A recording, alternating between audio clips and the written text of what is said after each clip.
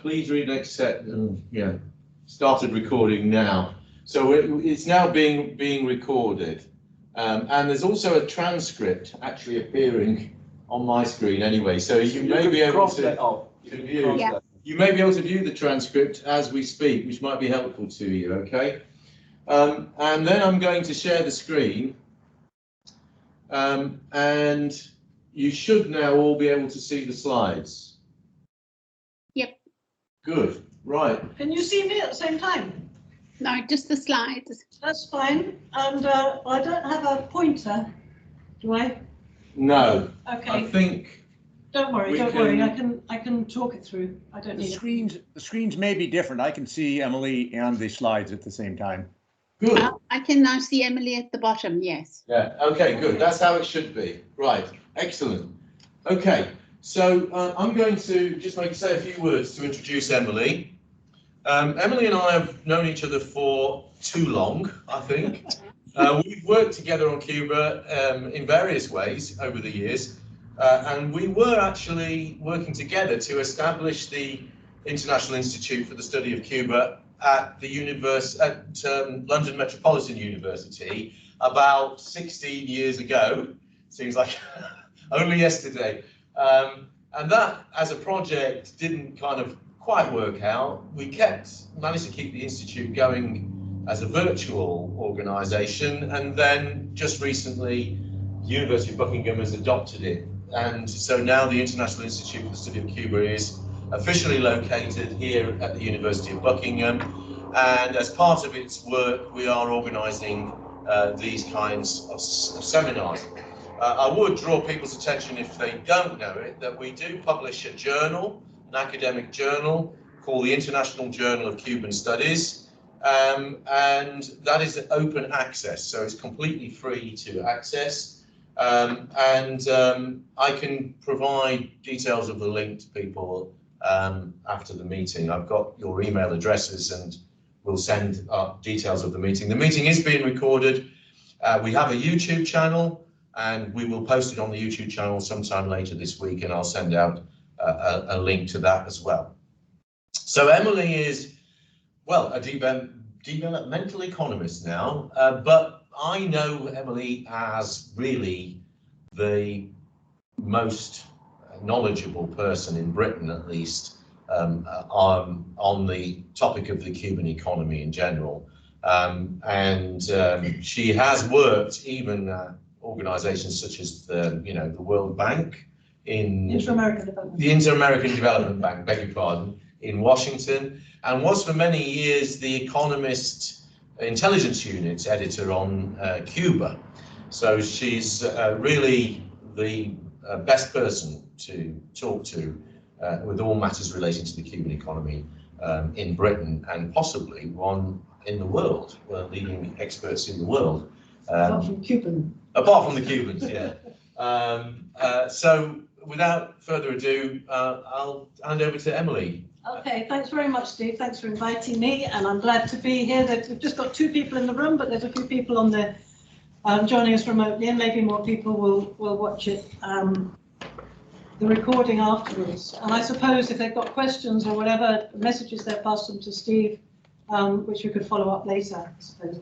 So what I'm going to do, I seem to have lost the screen share already. Let's try this. All right, okay. I think I just breathed on it or something. Anyway, so I'm going to work through this. I'm not used to this technology, but Steve's explained it to me, and I think I should be able to follow it. The only trouble is I can't read my notes at the same time as presenting, but that's okay. All right, so yeah, so what I called this one was what we can learn from the Cuban economy. Really, it's all about all of the questions raised by the Cuban economy. So as Steve said, I was working on Cuba for 13 years as a country economist at the Economist Intelligence Unit. And what I had to do there is to look at Cuba along with the other countries that I did in Latin America and the Caribbean, and try and treat them in the same way. And of course, Cuba is not the same as all of the other countries, but it raised a lot of questions as I was going through that. And there are more questions happening now because things have moved on since then. So I'm going to run through very quickly. I asked Steve what the level of, how much people knew in this audience. And he said that there's a very wide range. So I'm going to trot very quickly through some of the introductory things. So here's the structure of what I'm doing, if I can. Go a bit further to the right, Emily. Bit further. No, your finger. Oh. Go to the other side of the screen. Okay. Right, try there. My finger's not warm enough. Try the button on the Do bottom. it like that. Can it? Yep. Ah, there we are. That's right. I can do it using these things. Okay. So just in terms of the structure of what I'm going to do, first of all, the reason why we can learn so much from the Cuban economy is because it is unique. It is very different from every other economy on Earth. Every economy is different from every other economy on Earth, but the Cuban economy is more different than others. And so I'm going to talk very, very quickly about the history and the structure of the economy and the political framework. And I'm sure that Steve can fill people in on this as well. But just do an introductory discussion of that. And then to talk about the development model. And first of all, how do we measure performance? I'm going to look at the different aspects of performance and the questions raised when we're trying to measure performance. And so we're going to look at it in terms of growth, welfare, living standards, crisis management and the environment, which is quite a big package of things. So we're doing quite a general thing, but I hope that when the questions come, we can follow through on people's particular interests. And then finally, I'm just going to sort of wrap it up and think about what I think are particularly interesting learning opportunities from Cuba, and maybe talk about some of the work that I'm doing myself at the moment. Trying to understand what's going on there. So, okay, so first of all, in one slide, the history, structure, and policy in the Cuban economy. Okay, first of all, the history. Cuba is a classic case of dependent development. Okay, so dependency theory could have been written for Cuba.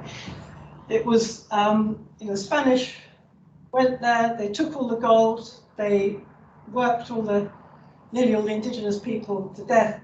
They brought in the slaves. They built the port of Havana as a place where the treasure ships came to form into groups to fight off the British who kept trying to nick the treasure off them. So Havana grew very strongly, and then plantation agriculture. And so in a sense, this dependent development was agricultural, but it was actually industrial, export-led agriculture, an extractive process. So it was dependent under the Spanish. Then in the 20th century, after independence, it became extremely closely tied to the US. So it was US capital that took over ownership of the sugar plantations and the utilities and the big industries in Cuba, telecoms and so on, were all very heavily US owned, and Cuba became thoroughly dependent on US sugar quotas. So sugar is not a free market traded commodity, it's traded through agreements, and Cuba and the US had to negotiate the sugar quota, which was the lifeline of the Cuban economy, because the Cuban economy was very, very dependent on sugar. And then finally, after 1959, Cuba, not immediately, but became part of the Soviet bloc. And you could say it was very heavily dependent on the Soviet bloc. It's a different kind of dependency, but the Soviet Union gave very preferential prices for Cuban sugar in relation to oil. So Cuba was an oil importer and a sugar exporter. And that was because the Cubans were very good at negotiating very, very favorable terms. But it did mean when the Soviet Union disappeared around 1990, then Cuba was left high and dry. So that's what I call independence, 1990 to today. And actually, I remember when I was there doing my PhD research in the early 1990s, one Cuban saying, "At last, we're properly independent." But of course, that was a terrible economic crisis caused by that. So that's the history. But the other reason why Cuba is so independent at the moment is because the US continues to keep sanctions on Cuba, which they've kept since the early 1960s, longest running sanctions, very severe sanctions. They're designed to injure the Cuban economy. And so they're constantly working under this constraint. Well, they had the Soviet Union, that didn't matter so much, part of the reason why they were pushed towards the Soviet Union, and now, of course, it matters much more. So that's quite a unique position in many ways. So the structure is out of dependency, a very narrow export base, sugar dependent, as I said, but still, even though there's been diversification, we'll talk about that a little bit, there's still quite a narrow export base. Heavy import dependency, both for fuel and food, which together take about 50% of total import capacity. So Cuba is very exposed to changes in fuel and food prices, which of course are very volatile. It's an urbanized society, and that's important as well, because when we talk about low and medium income countries, people often have in their mind the idea that they're rural societies. It's not rural at all. It's been more than 70% urbanized for decades. So we're not talking about a rural society, although the condition of the rural poor was obviously a big preoccupation of the revolutionaries, and in fact, poverty in the countryside was something which was very much a focus of the post-revolutionary policy. So it's industrialized, it's also services-based, very, very heavily services-based now. And so not only in terms of exports, because tourism and professional services take a large share of the total export earnings, but also in the domestic economy. Health and education are the two biggest employers. And so in terms of employment and output, we'll come to the measurement of that output, services are enormous in Cuba, and it's knowledge rich. A university in at least one university in each of the 13 or 14 provinces, and yeah, a very high standard of education and research. So that's quite a unique structure compared to anywhere else. If you look at educational attainment and so on, it's incredible. If you look at health indicators, and we'll come to that, that's also very different. Now, where do we go from here? In terms of policy, Cuba was almost unique among the former Soviet bloc in saying, no, we're not doing transition. All right, you do transition, we're not doing transition, we're not going that way. Everybody thought it had to, but they said, no, we're not doing the transition to capitalism, we're doing our own path. And so since 1990, they've been trying to find their own path. They're different from the other countries which didn't.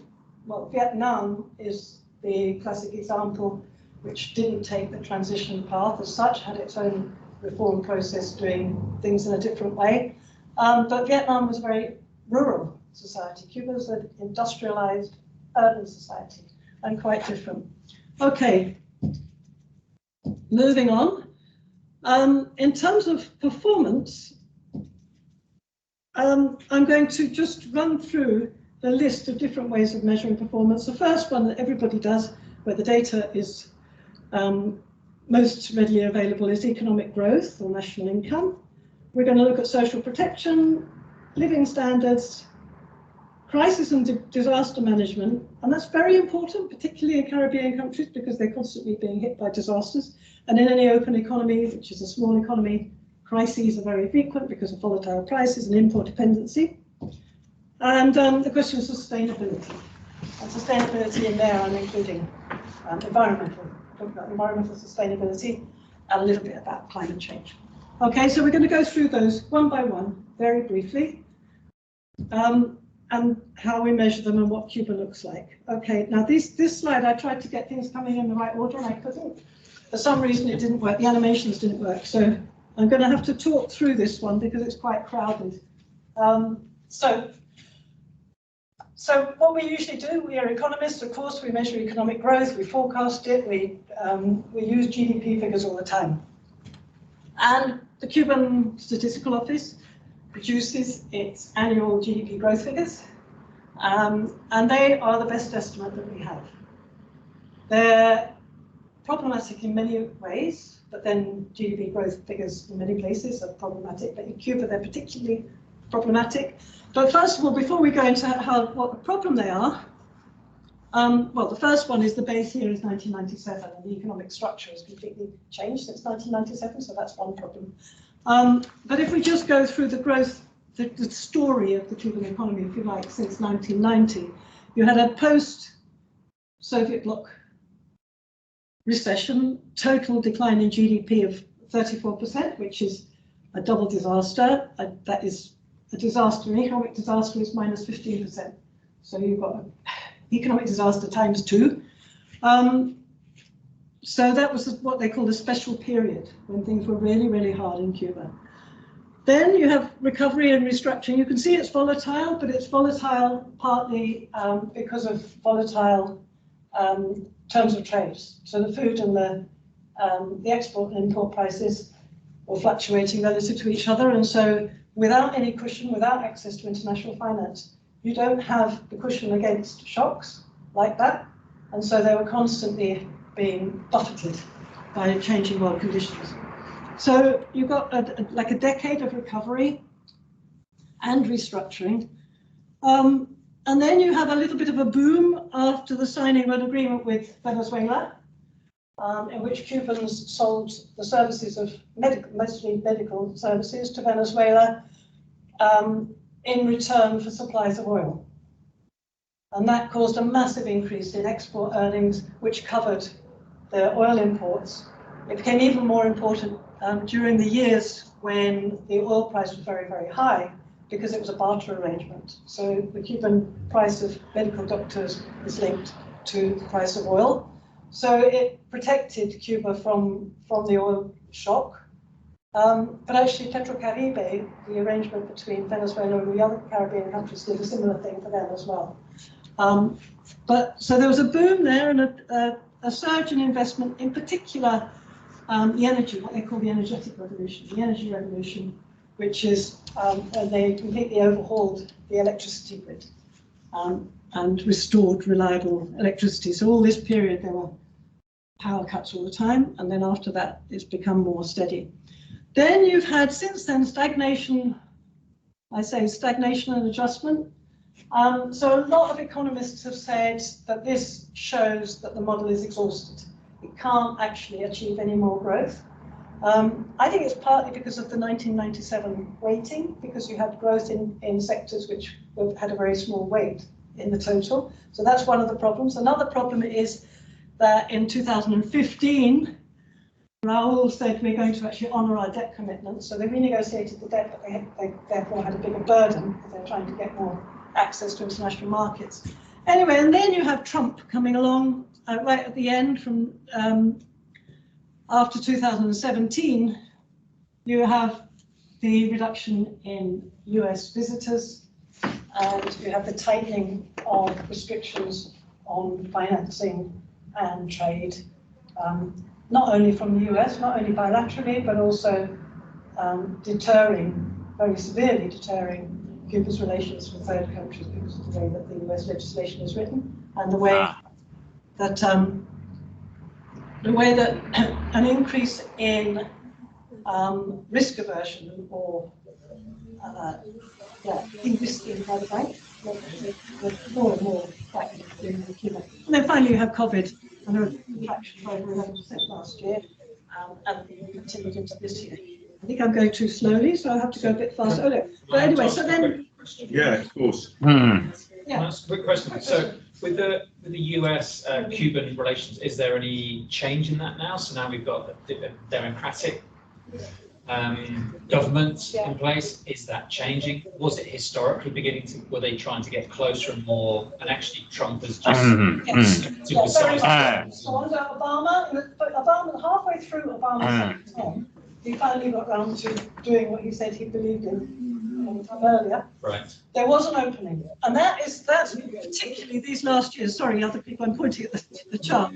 But around 2018, there was a boom. Sorry, Amy, could I just ask? Sorry, could I just ask? everyone who's tuning in to mute their microphones because we're getting a conversation coming in. Have you got your microphone muted? There we go. Thank you. Thank you very much. Yeah, no, so around 2016 or 17, you had a boom in US visitors. They're still not allowed to be, tourists still not allowed, but you could go if you had other purposes, which included studying or people to people or church to church or research, or yeah, but not tourists. And so there was a big surge, and particularly in Havana. There was a huge sense that things were getting better and people were earning a lot more money. Okay. And then Trump came and he squashed all of that.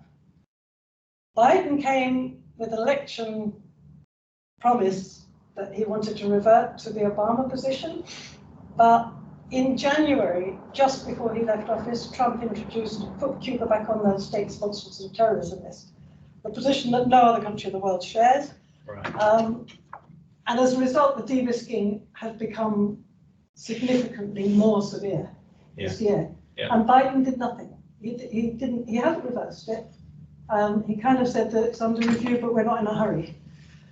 And that's partly because of the way particular people that are chairs of particular committees in Congress that he doesn't want to cross. Yeah. Anyway, so in the middle of this year, in July, there were demonstrations in Cuba, which was, as everybody said, unprecedented. The situation was really severe. So the queues were very long, the conditions were terrible, and so people came onto the street. And that was really, I think, is an economic distress, which was causing that. But anyway, so Biden has been very odd and surprising in that respect. And I'm sure some of the people who are listening might be able to say more about that. Okay, let's look at social protection. Right, I'm going to the UNDP Human Development Index because that has rankings for the whole world. And in those rankings, Cuba comes 125th in terms of its GDP. Right, actually, I've just jumped something. The problem is measuring GDP is very, very difficult. We'll talk about that. But this is a country that had dual exchange rates, so no single unit of account. Loads of controlled prices, or even a large proportion of the economy which is free goods given by the state, freely provided health and education. How do you measure all of those things? It's a major problem. So how do you actually measure Cuba's dollar GDP? It's very difficult. They're all estimates. But anyway, the estimate that's accepted by the World Bank is that Cuba comes at 125th. And that kind of fits in with the level of trade and with other variables, with energy consumption and so on. Life expectancy of birth is 51st in the world. So you can see the ranking for life expectancy is much, much higher. That's better. That's out of nearly 200 countries. So it's 125th in terms of GDP and only 51st in terms of life expectancy at birth, and probably higher now after COVID. And so on the Human Development Index, which actually brings together GDP and social indicators, Cuba ranks number 70. And that shows really that there's a kind of a mismatch between GDP and social protection. And here I just highlight the lesson, because that's the title of the course. The lesson from that is very much that the Cubans have huge emphasis on the basics of social protection, their public commitment, nutrition and health, and also education and housing. The conditional housing is not good, but the education is very good. Health services, they have the highest number of doctors per head in the world by far. And nutrition, they have a basic rationing system to make sure that everybody gets enough food, which is supplemented by a sort of social protection system, which is organized at a local level to identify people who are vulnerable. And in that way, the level of malnutrition is very, very low. Okay, so coming now to living standards, the average monthly salary in 2020 in Cuban pesos was 1,194. What does that mean? That's a good question. Right. Now, there are two exchange rates. There were two exchange rates until January this year. One was 24 to 1, 24 Cuban pesos to $1, and the other one was 1 to 1, 1 Cuban peso to $1. That's a big difference. The 1 to 1 was the official one used for state enterprises and state institutions. So your fiscal accounts are really difficult to really read, because what's the percentage of GDP that you spend on health when you've got one in one currency and one in the other, and then you're translating it 1 to 1. But it also meant that the other exchange rate, which is sometimes called the unofficial one, but it's actually an official one, is called the Cadeca rate, which is Casa de Cambio, Cadeca, is 24 to 1, which is actually an undervalued Cuban peso, which means that if you're earning dollars, you're doing very well if you transfer those into pesos and you buy things in the domestic market. So, that's the Cadeca exchange rate. So the US dollar value of average monthly salary is $50 a month, which is, if you divide it by 30, $1.67 a day. Mm. Now, that's below the World Bank threshold, poverty threshold. Another lesson here was how do you achieve that much life expectancy? It's very high when you've got $1.67 a day. The answer is that they have these rations. They pay very, very little for these ration goods. They have so much that's free. Their utilities are very cheap, and so on. So, in the discussions about poverty and living standard measurements, there's a debate among economists and specialists about nominal versus real. How do you measure the real exchange rate? And also income versus consumption. Do you really measure what people can live on by their income? And clearly you don't, because in rural societies, people grow their own stuff. So it's not a good measure, but that's what the World Bank used, because the World Bank wants to get some kind of comparable data across countries. But so there's these, what's it called, multidimensional poverty indices, which people are trying to develop. And Cuba's a very interesting case for looking at how that works. Quite clearly, the level of absolute poverty is very low, because everybody has a place to live, food to eat, education and health. And that's really what the absolute poverty measure is for. So that, for students of economics who are kind of asking when economics doesn't tell you the answers, I think there's a very interesting lesson there. Crisis and disaster management, I'm going to do this one very quickly because it's a very easy one. First of all, the post-CMA economic crisis, the Soviet thing, everybody expected Cuba to collapse, the politics, economics and social system to collapse, and it didn't, so that was a miracle. So what do we know? What do we know about our assumptions? We have to, if something doesn't meet your predictions, you've got to question what your the assumptions that you're based on. But more than that, and I think this is important, economic restructuring happened in those years. Since 1990, there's been a radical restructuring of the economy. So they have actually achieved an enormous change in the productive base of Cuba. So in 1990, sugar was 73% of export earnings, and in 2020 it was 1.9%. So there's and the earnings have recovered and grown. So all of that new economy is just new, and that's tourism, nickel, health service mainly, plus a bit of other small things. But that's quite an achievement in terms of managing. And then we come to the COVID crisis. Right, deaths per 100,000 in Cuba on the 12th of October, despite a recent surge, which is very alarming, and the numbers went right up from around the middle of 2021.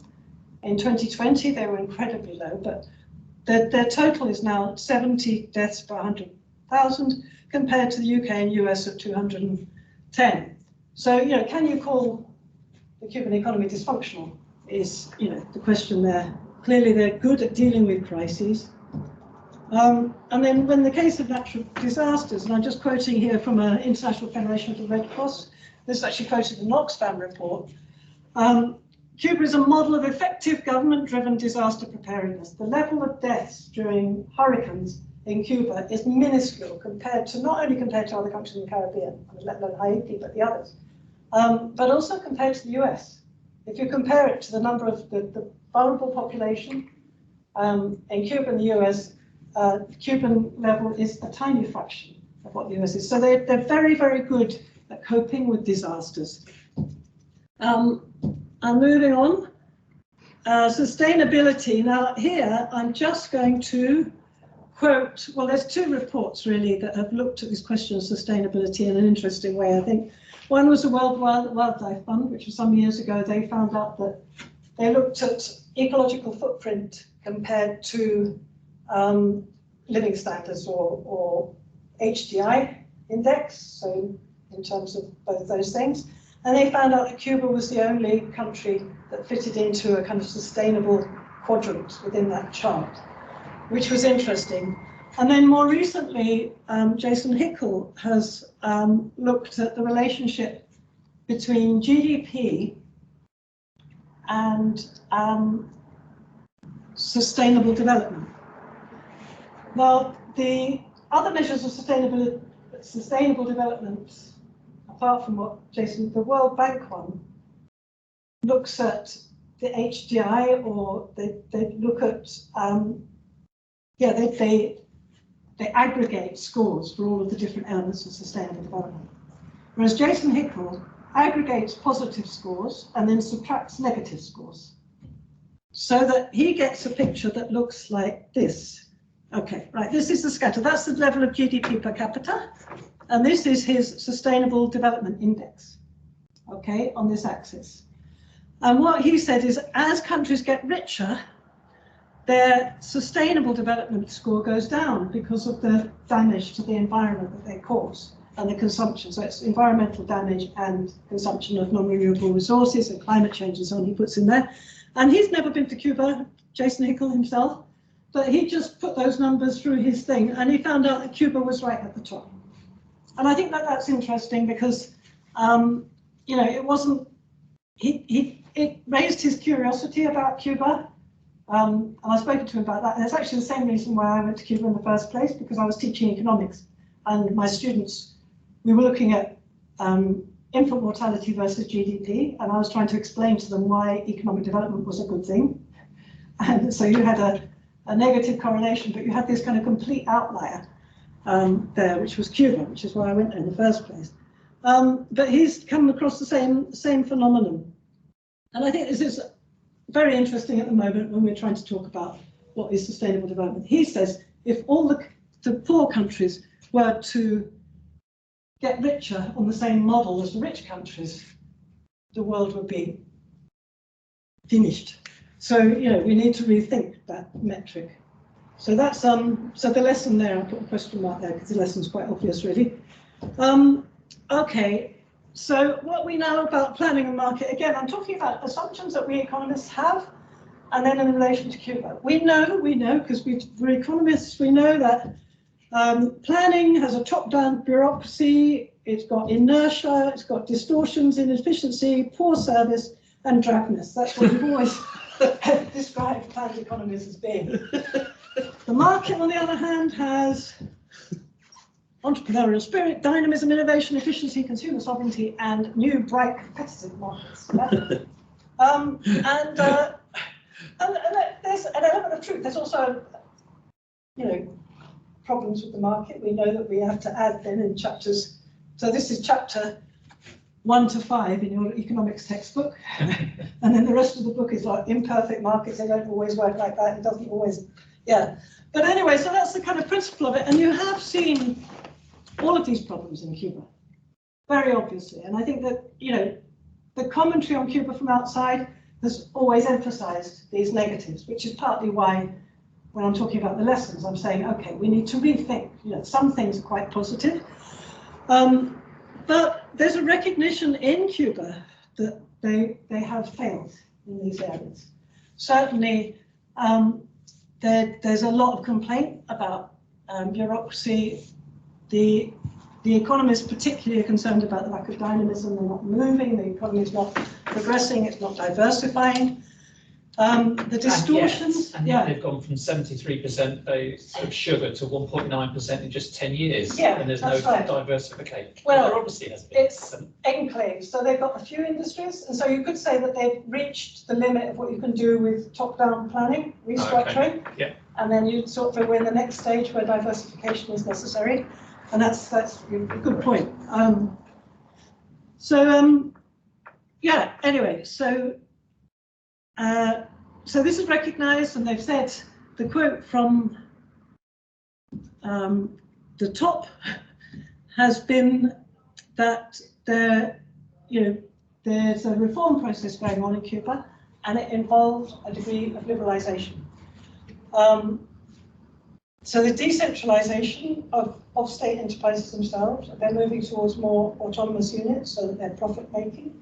The planning system is being decentralised from the central planning apparatus remains, but the control over local economic planning is being thoroughly diversified, or decentralised to the municipal level now.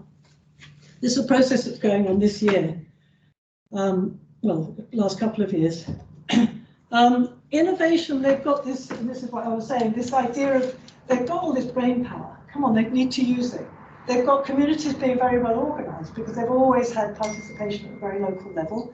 So why can't they bring the universities and the communities and the businesses together and bring that knowledge and inventiveness together? So they're trying to develop an innovation system within Cuba, which is a fascinating process. Efficiency 2021, in January 2021, possibly partly because they expected Biden to do more. They chose that moment in January 2021, even though they had a COVID thing going on, to unify the exchange rate. Now, 24:1, 1:1 to 24:1. So this is a huge exchange rate and price reform. So salaries were increased by 3.5, fourfold. So that's hundreds of percentages in December, just before they made the change. And then they made the change, and then prices were adjusted upwards. So they've got this huge step change in relative prices within the economy. Now, if that wasn't going to upset people, people are upset, partly because when their salaries jumped up, they actually thought that they were going to be 3 times better off, but of course they weren't, because then the prices start jumping up. And so people only remember that they've lost purchasing power since January, rather than that they gained purchasing power. And, so psychologically, it's been very difficult, but it's been absolutely necessary. All the economists are agreed that the distortion in prices was so huge that if you tried to liberalise the economy in any way, you'd only be liberalising it with very distorted prices. So you wouldn't be actually achieving efficiency under those circumstances. So the price and wage and exchange rate adjustment had to happen, but it's been very painful. So there's been wage reform, there's more emphasis on bonuses, productivity bonuses, profit bonuses, and so on. And so the relative incomes have radically changed, and the people who've lost out are people working in the informal sector. I think they've been the biggest losers. And when you actually look at the people who've been demonstrating in July, very many of them are people who've been working in the booming informal economy, where they could earn dollars, particularly when the US visitors were coming.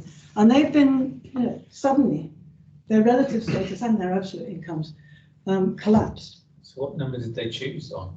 Sorry? What number did they pick? 24:1. Oh, they went to 24. Yeah, so a lot of the state prices increased. So whereas before they were apparently making profit when they were doing 1:1, but now they're trying to use 24:1, so their import component has to be charged much higher, and so they're trying to. And that's all they're trying to do that by negotiation, so that they don't set off a spiral. So they're trying to use price caps and negotiation and reassessment, and people are allowed to complain, and then they have to respond. And it's such a complicated process, but they do seem to have succeeded, as far as I can see, in actually stopping up the spiral from just taking off, which is not an easy thing to do. And then competition, so there's the expansion of the non-state sector. So that new, on the 20th of September, just now, the new law was passed to legalise and formalise, because they were kind of semi-legal before, small and medium-sized enterprises. And that's cooperatives, state-owned and private. So they're in the process now of registering hundreds and hundreds of applications for these new things. Now, of course, when you do that, you've got to set up accounting systems, you've got to set up regulatory systems, you've got to set up auditing, you've got to set up the tax system. So it's a complicated process, but it's definitely underway as we speak. So the lesson here, or the question is the use of the market mechanism possible within this planned socialist system? This is a new thing. Nobody's tried this really before. They're committed to a planned socialist system at the same time as they want the use of the market mechanism. So it's not a market economy, it's not a capitalist economy, but it's a socialist economy. But it's so, you know, we should all be watching that one. So, and then there's a final question. I'll come to the end now, which is raised by a quote I think I've got here from Jason Hickel again. And he's saying that the system of international development has been weighted against the poorer countries and in favour of the centre against the periphery. He's coming back to the dependency theory, and extraction is expressed in a different way. And that a new model is needed. If countries in the global south are to nourish and provide for the populations within ecological limits, they will first need to break their financial dependence on international capital. What's interesting about that in relation to Cuba is that Cuba's dependence on international capital has been severed already. Yes. And they're trying to work out what to do. And it is creating a very interesting sort of departure in terms of the way they think about how they're developing their economy. So I would just, I'm leaving it there, I think. A question, has US sanctions driven Cuba to a new model of endogenous development? So people talked about endogenous development being coming from inside, from technological change rather than from external. But it's not just technological change. As we know now, when institutions are important, the way things are organized are important, the way people think is important. And so that kind of endogenous development is really something that's happening on the ground now in Cuba. And so I would say, so my own work at the moment, this is why I've moved, sort of changed what I'm doing, and I'm working now rather at the macroeconomic level with somebody, University of Havana, who's working on local economic development in one municipality of Havana, and working with the municipality to try to develop their sustainable local economic development within an individual municipality. So can we learn from the Cuban economy? It's a question, and I think we can learn because it's unique and because in so many different ways they're kind of treading a new path. And that's not to say that they're going to be successful, because it's a pretty difficult path that they're going through, and it's out of hardship that it's been developed. Okay, that's all. So questions? Right. Thank you so much, Emily. I'm going to press the VIA. No. Yeah, slide it. Yeah. Going to. Yeah. Let's see if we can. What we can do is move the camera maybe to there, and then maybe you could stand over there and I could stand over here, and then everybody can see us. Is that my phone? Right? And actually, everybody who's online now, you should all be able to see us, and you can unmute if you wish, as long as there's not too much background noise where you are. And we're all together in the room, and we can have a discussion. And the floor is open to you guys online to ask questions if you wish, and you can raise your hands. I can see you, and I can call you up if you want to say anything. So, I mean, I think that was tremendous, actually. Emily, thank you so much. I certainly learned a great deal. That's Adam has got his hand up, first of all. Adam? Yeah, I apologize that I'm going to have to go now, but what I wanted to ask is the opinion about the unification of the currency at the time it was done. For me, yeah, it needed to happen and everything, but I'm just curious of your take on that, because I mean, I think it's been pretty disastrous, really, in terms of what's happened with it and the consequences. The timing I'm talking about now, not the overall long-term picture, but deciding to do it when it has been done, and the understandable has been reference to backlash to that for obvious reasons. But in terms of just from an economic point of view, I think it was personally a bit of a daft decision to do it when it was done specifically during that time period. I just wanted people's thoughts on that. Thanks. Yeah, no, I think with hindsight, I don't think that the people who made the decision would disagree with you, actually. So there's a kind of discussion about, they were too optimistic, they didn't manage it, the communication wasn't good enough. Yeah. So there's a lot of kind of self-criticism about that.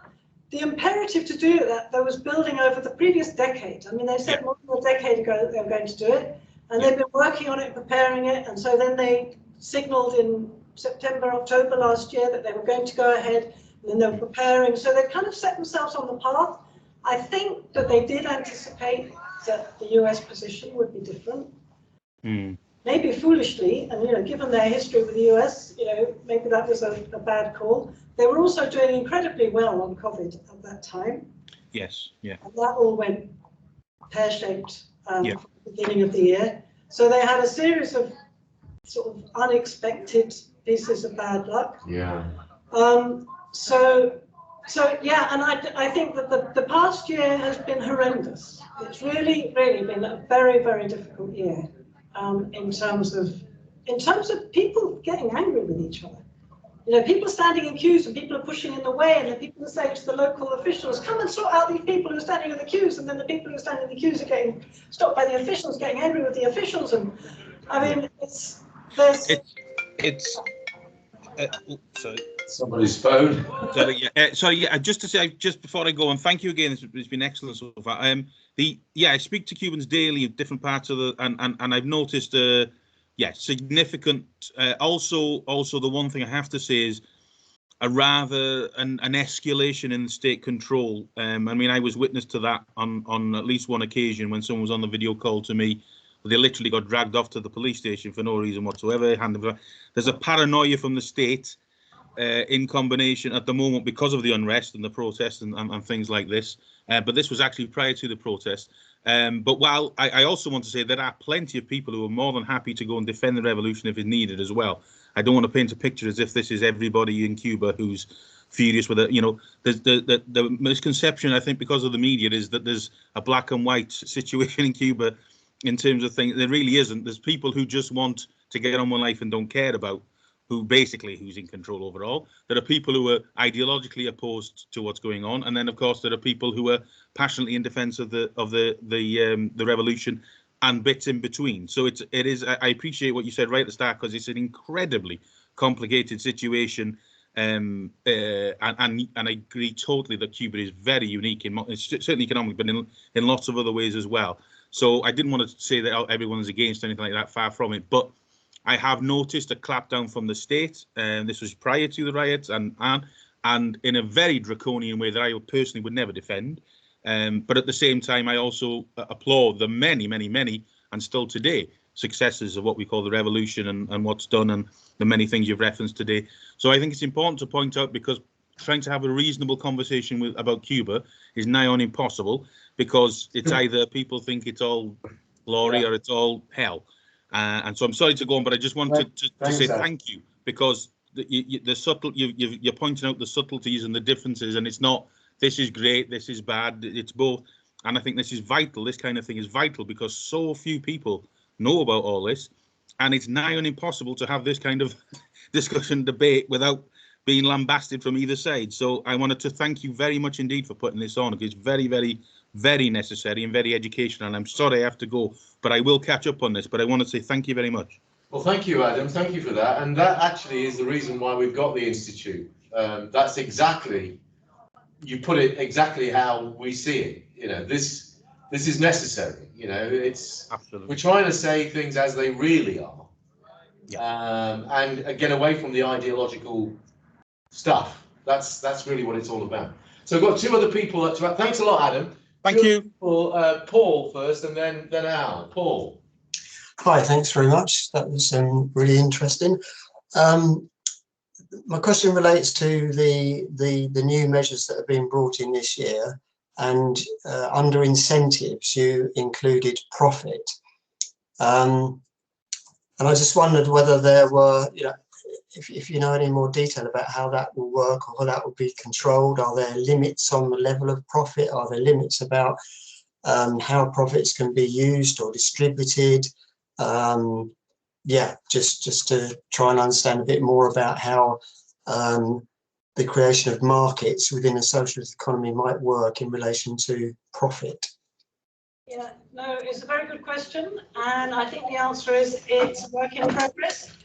I think what you see, and obviously the people who, the liberalising economists are saying just let it all go, and then other people are saying no, we can see what that would do, and so they're trying to put limits on it. They're trying to negotiate with state enterprises about how they set their prices.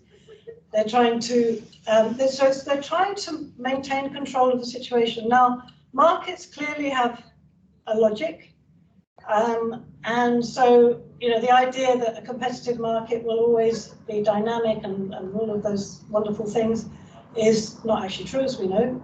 And then there's also the question of what's the limits of income disparities, of inequality that they can tolerate. So they want to introduce a progressive taxation system, but they've already got a highly unequal distribution of income with a lot of it in the informal sector. So they're trying to balance bringing stuff that's going on in the informal sector into the market sector of the economy with not trying to condone too much inequality. It's a work in progress, and it's not going to be, there's no solution. I think that's what the Cubans have very clearly recognized, is that there's no solution, it's up for negotiation all the way. So that's the process that they're going through. Okay, thank you. Thanks, Paul. So Al wanted to say something. I must introduce Al because he's an economist and he's in the Institute. Although he resides in Switzerland, he's one of the editors of the Journal of Cuban Studies that I mentioned. So hi, Al. Good to see you. Hey, good to see you. Looks like my camera has a little bit of delay, but that's okay.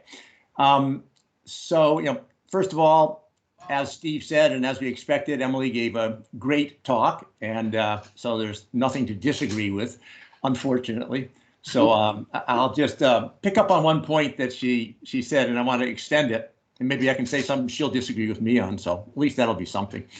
So I want to make sure that, so this is an economic point too, and it's in the line of the things she was throwing out, questions that have to be thought about, not things that there's simple answers to.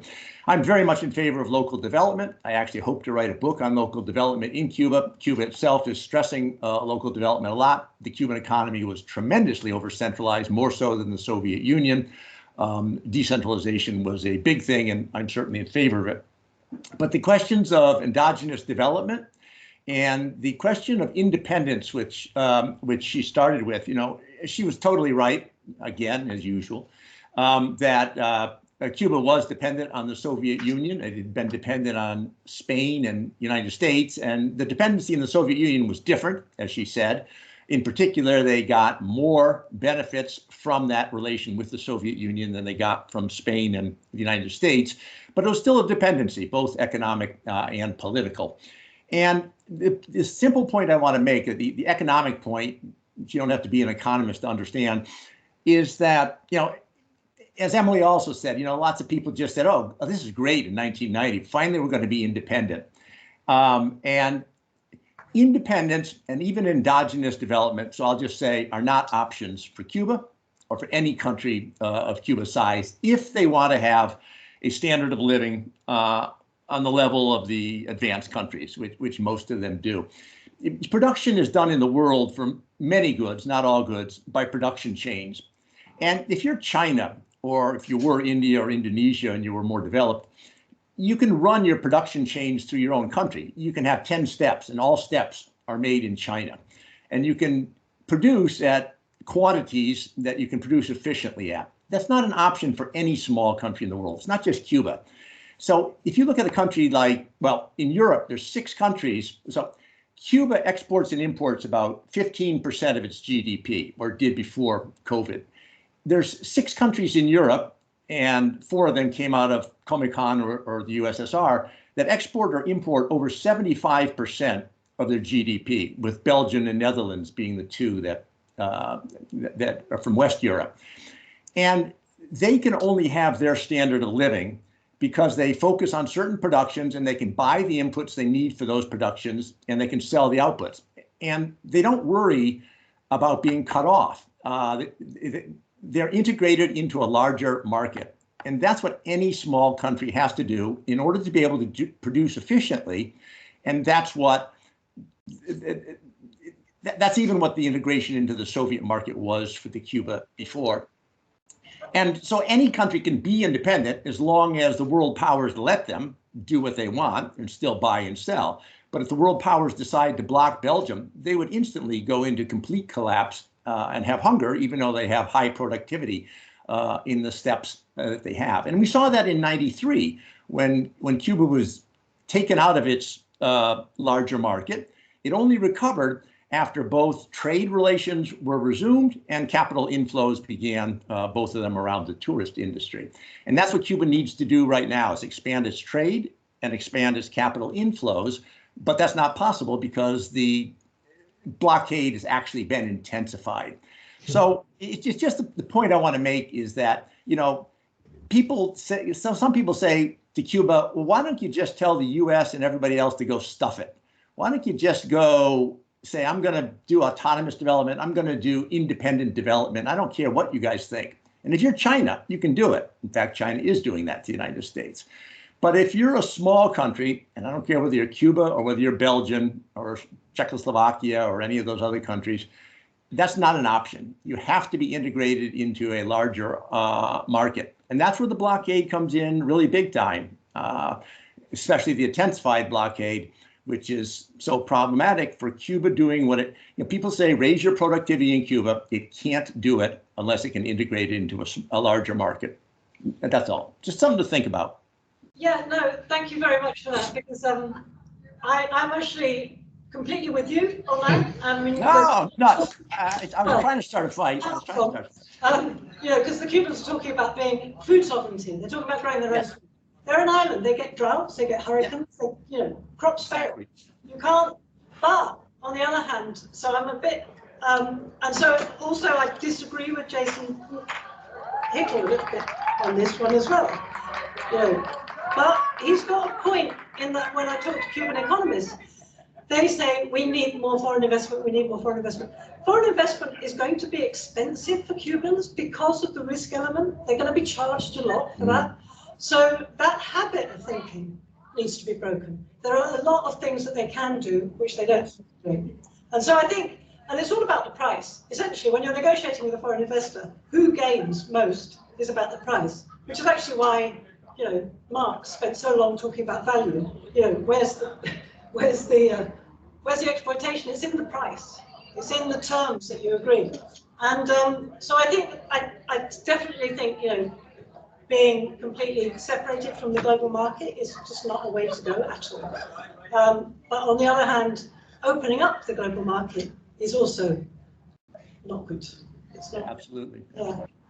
Anyway, yeah. Yeah. Well, I just wondered whether you're how small a country you have to be in your formula, Al, because the experience Britain is having at the moment tells me that you actually have to be a pretty big country to be able to escape that value chain trap that you mentioned, right? So absolutely, you can take an economy even bigger than England's, like Germany. And given that Germany's wealth depends upon its export powers, originally to the third world until the year 2000, and then they dumped the third world and trapped the south of Europe and stuff. So anyways, the answer is absolutely yes. I mean, you have to really be on the size of India, China, Indonesia, and those countries, India and Indonesia, don't make it because you also have to be developed to a certain level. So you can be China or the United States, or Indonesia, if they develop themselves, they don't have all the steps because their economy is too underdeveloped. So yeah, it's got to be bigger than Britain well, I mean, obviously it's a scale. I mean, Britain is not as under the gun as a country the size of Cuba. Right, of course. And you become less under the gun a little bit as you get more developed. But the idea that if you're developed, you don't get under the gun, no, Belgium's still under the gun. So, yeah. Okay. So I've got a hand up from Tony Dines. I can only see the top of your head, Tony. Hello? Yeah, sorry, I joined the meeting a bit late because I had problems tuning in. But what I wanted to ask, I thought it might have already been covered, but when Cuba started to liberalize the economy and encouraged the setting up of small businesses, the hope was that these would merge and work together as cooperatives, which would, obviously fit in with a socialist economy. I'm wondering what, if any, progress has been made in that regard. Well, I know Al has done lots of work on this, but yeah, I mean, there's a deliberate policy of trying to encourage cooperatives, so they have some, tax benefits and so on. It's in early stages. It's obviously supposedly consistent with their model, but a cooperative is quite a difficult thing to do, and it's been a slow process. That's all I'll say. Yeah. Reliant on trust as well, isn't it, a cooperative? Yeah, and I think is why inclination and everybody understanding what they're doing, yeah, and they've not really worked in the UK. So my parents are farmers. yeah. So you go across to France, say, lots of working cooperatives amongst farmers. It's never happened in the UK, and one of the theories behind why it hasn't, we've heard, was just not enough trust between different people that would set them up. That's interesting. Yeah. And trust is something that suffered a lot this year, for sure, in Cuba. Well, I was wondering previously, is it, so they've obviously shown huge resilience as a nation, that the things that they've come through and actually have resolved on their own, has that been because there's been a shared vision amongst all the people and actually, do you know what, if we stick together, we can do this? Is that now beginning to perhaps fall a little bit apart, if that was the thing that was holding it together? Well, absolutely. So when the special period happened, Fidel said, we're going to get through this, a special period, tighten our boats, we're all going to go through this together. When hurricanes happen, they all understand that. Yeah. They, well, not all of them, some people refuse to move, but generally, and in fact, the number of people who've been refusing to move has gone up a little bit recently, which is quite interesting. Yeah, so that they have a sense, and I think people in the Caribbean generally sort of know what disaster looks like. Yeah, I think that the problem with developing markets and developing private enterprise is partly because people start thinking differently. Yeah. And are they actually so in my head, it's not political stuff, are they risking ending up being in a worse situation because they're now changing their thinking more to like ours, if you like, economically, whereas previously they've had that great resilience because they have had a different mindset? Yeah, it's definitely an important issue, I think. I mean, apart from anything else, their whole system of their participatory democracy used to be mainly through work. So they had full employment and everybody was employed by the state. Yeah. So everybody participated through their work.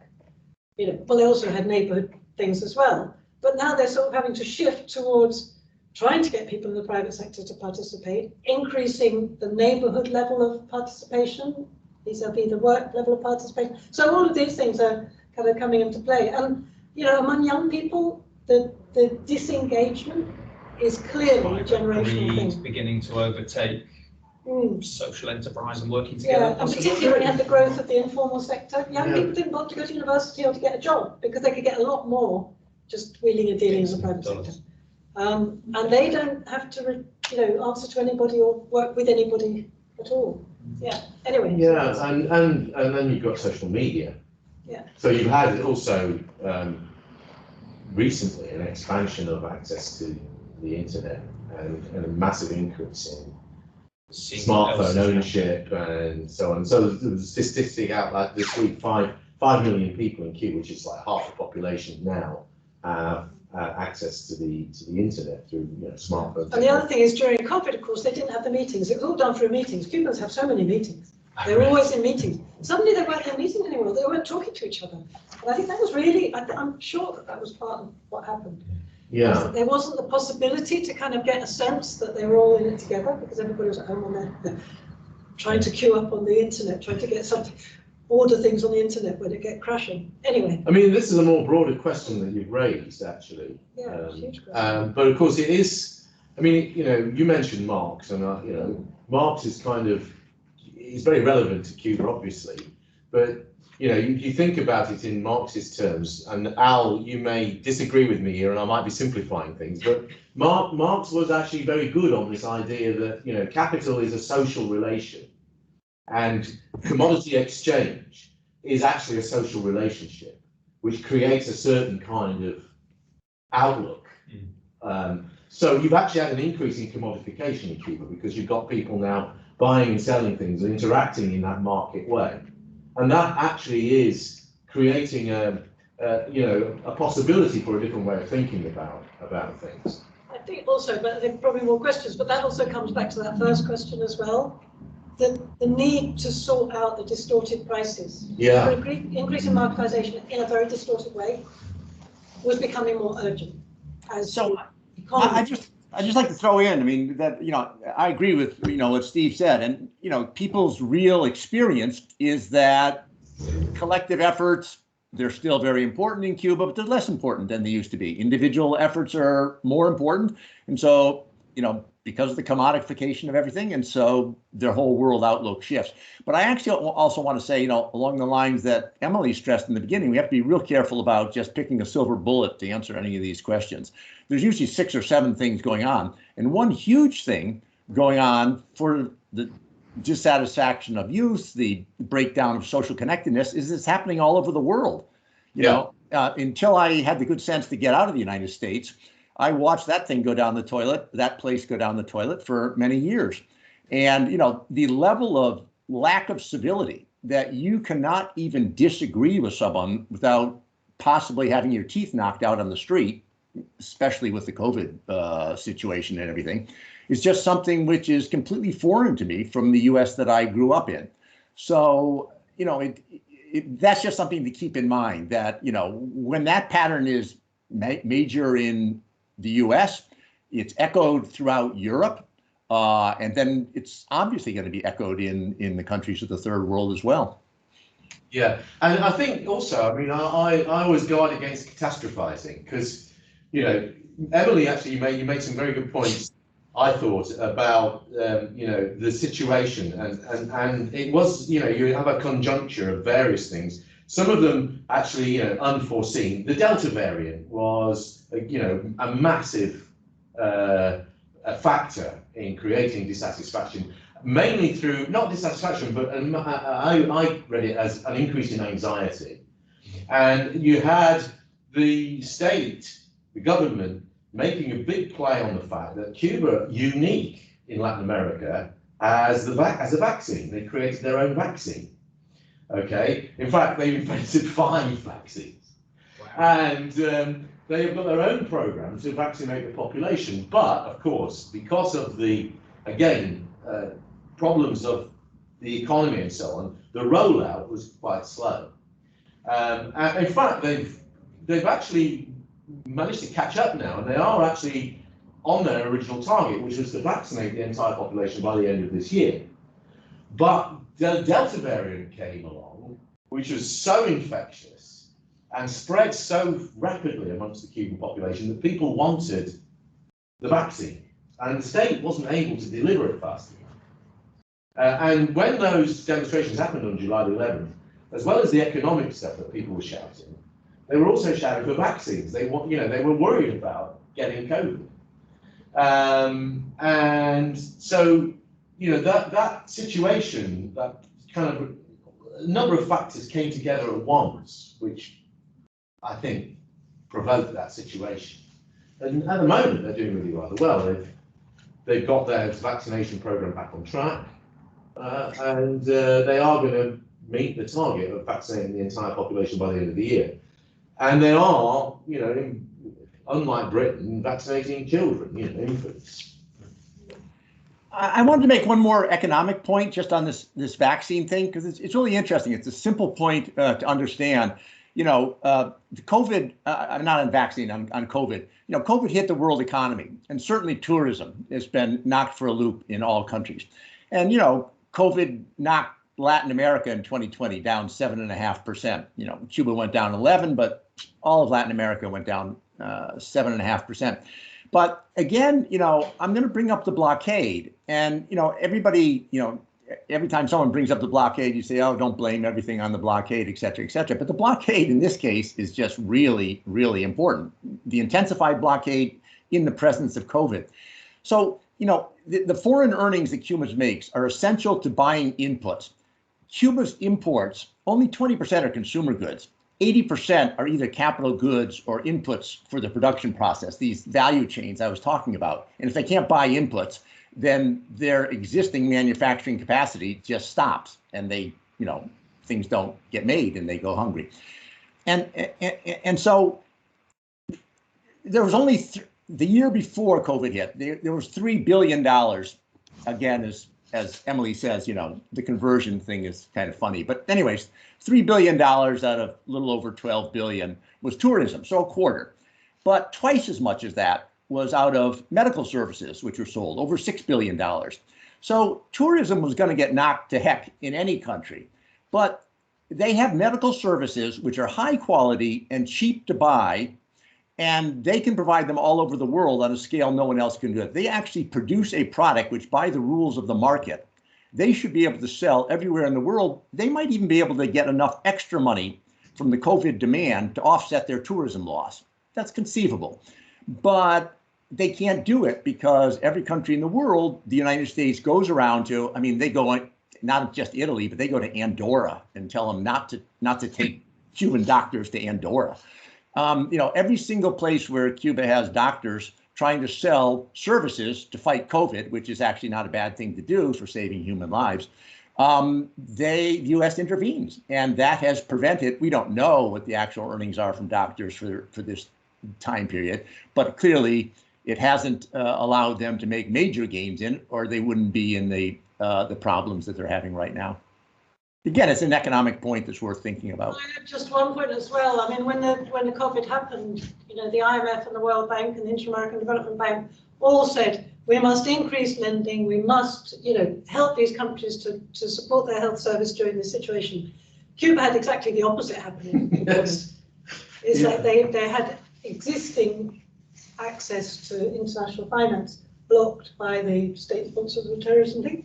So, it's not surprising that Cuban economy contracted more than others. If it hadn't done that, would have been another miracle. But, Can I ask a very naive question? Because, sorry, I don't know much about Cuba. But my naive question is, why is the US still doing these things against Cuba?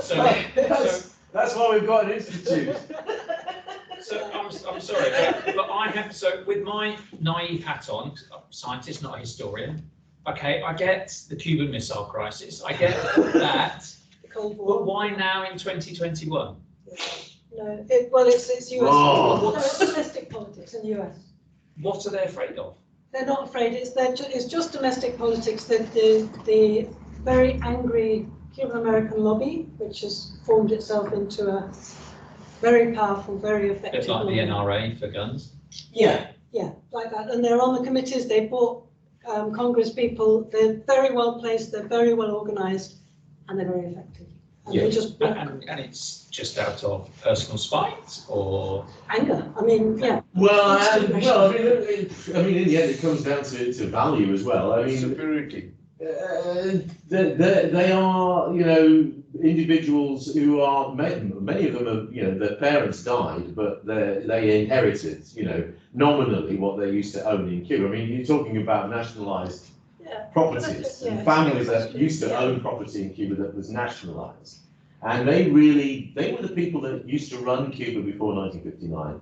They left, and when they had, anticipated being able to return because they expected Washington to remove Fidel Castro. They tried, but that failed. Yeah. And then they were stuck in the United States, and they never stopped wanting to get back. But it is interesting because you know, the rationale shifts over time.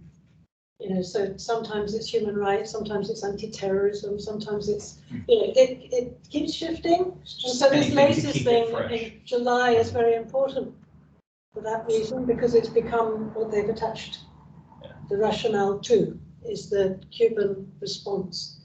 And much as, you know, nobody likes to see the police on the street, you know, hurting people, but, you know, they've now used that.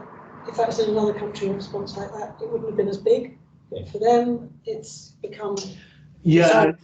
So I want to just back up what Emily said. You know, it really is domestic politics. And so, yes, they make a different excuse every time when they want to push their domestic politics, but we know that means nothing to them. They back countries all over the world that do vastly worse things to their people year after year after year than Cuba. I mean, that's literally an excuse. What is interesting, you know, along the lines you're asking, is that the U.S. government finally under Obama had decided to switch tactics. They were going to try the soft pedal approach that won over East Europe to capitalism. They were going to start, you know, approaching it that way instead of the isolation. I mean, what Steve said is true. The members of the Cuban American community have some of the leaders of them have a big stake. They think they're going to go back and reclaim these huge fortunes. Actually, if you talk to any Cubans, even Cubans that are in the total opposition, they said, hell, we've been here the whole time. There's no way they're coming back. Even if this government falls, they're not taking over. But anyway, that's exactly why they're in it. But the big question is, why does the U.S. government pay attention to them? It doesn't have to. And it wouldn't if it chose not to. And Obama actually chose not to. And then exactly what Emily said. I mean, Joe Biden seriously meant what he said during the election promises. It was not that he intended to be lying the whole time. He intended to continue the Obama thing. And then the Democrats had a surprisingly worse performance in Florida than they thought. They thought they were going to. And Florida's a swing state. I mean, it can easily swing the whole election. In this sense, it's, you know, like right before the Civil War, you know, with a few votes in Congress swinging things one way or another. And so it you know, so Missouri becomes totally important, you know, before the Civil War. So it's domestic politics at this point. Exactly, and Cuba's too small. He's got bigger fish to fry. Cuba's just you pick your battles, don't you? Yeah, exactly. And he's pretty much said as much, you know. Yeah. It's not, so it only matters to 11 million. Right. How big is Cuba? I mean, talking the size of Wales, or are we talking? It's as long as the United Kingdom, but skinnier. Yeah. It's the biggest island in the Caribbean by far, and it's got a population of 11 million on the island. And you know, it's. I would also say that, I mean, you know, there are other kinds of psychological things that you can also bring in. I mean, for example, Cuba does represent a challenge to American US hegemony. You know, I mean, it defied the United States, so it's a big example. And you know, Noam Chomsky, you know, when he was asked in a meeting once, you know, how do you explain American policy? You know, because American political scientists can't explain it. And he said, well, yeah, that's because they're American political scientists. But, you know, if you go to a Puerto Rican shopkeeper in the Lower East Side, they understand it straight away, because basically they know that if they don't pay the protection money, the mafia boss comes around, but he doesn't just get the money off you. He tells his boys to burn your shop down. So you're an example to the rest of the shopkeepers, what happens to you if you defy it. And he said that's American policy towards Cuba is, you know, you've got to keep you know, the hammer on Cuba, because you're demonstrating this is what happens to you if you try and do what they did, right? It's like an example to the others. So there are significant sort of reasons why, you know, the sanctions are there, and it makes that, you know, it makes some people in the United States feel better about the fact that they, you know, it's something they can do. If you know, the big argument that happens in domestic politics, and you heard it, the rhetoric when Trump started his rollback on the Obama policies. He said, well, we gave everything away to those people. We didn't get anything in return. You know, we've lifted our restrictions on them, but what have they done? How have they changed their behavior? You know, we've got to punish them, you know, rather than, you know, let them off the hook. they've got to kind of be compliant with our will, and that's. So Steve, I would agree with that. That's been very important for the United States for decades. But I would argue that for the last 10 to 15 years, it's becoming less important. Partly because the whole world knows that the United States can't intervene in places militarily the way that it used to. I mean, the whole balance of power in the world is in the process of changing, as we all know. But the other thing I just want to point out is, do remember exactly why Obama made his change. Because you also have to remember that even when Obama made his change, he too didn't give a damn about Cuba. It, again, just isn't big enough so that American politics care about it unless it affects their domestic politics. And Obama only finally made the opening to Cuba when Latin America as a whole said, we're not going to put up with this anymore. We're not inviting you to the meetings of the Latin America and United States if Cuba isn't invited to. And that's when Obama swung around. Yeah, yeah. And of course, since then, you've had Bolsonaro in Brazil. Yeah, you've had the right wing come back and big also time in Latin America. The pressure on Venezuela, and now it's become actually possible to, push Cuba around again. Yes, yeah. Any more questions? Yeah, it's 25 to 7. I think actually we're about kind of reached the end of the event, really. It's been super, a great discussion, and really glad that so many people came online if we didn't manage to muster up the troops at Buckingham. I think I might start to put some sanctions on our students to get them to kind of come along to these things. But it's been great. There is another event on the 10th of November with Professor Anthony Capsia from Emeritus now, but very long-standing political scientist, stroke historian, social historian, political historian of Cuba, one of the leading experts on Cuba, and he's going to be talking on November the 10th about Raul Castro's legacy, which will be great. And the title of his talk is Understanding Raul Castro is to Understand the Whole of the Cuban Revolution. So that's a really interesting topic. So I hope you spread the word, please, everybody, about our activities, and we'll see you in November. So if you're with that, I'm going to kind of end the meeting. So I'm going to cut you all off online, but it's been wonderful. And thanks again, Emily, for making the effort. Thank you so much. Thank you. Thank you. Thank you very much. Very Thanks very much. That was great. Thank you. Emily, if I may. Steve. Part of this was, can we learn anything? Thank you, Steve. Thank you. I'll see you all soon, I hope. Cuba. Thank you. Bye. Bye-bye. The context.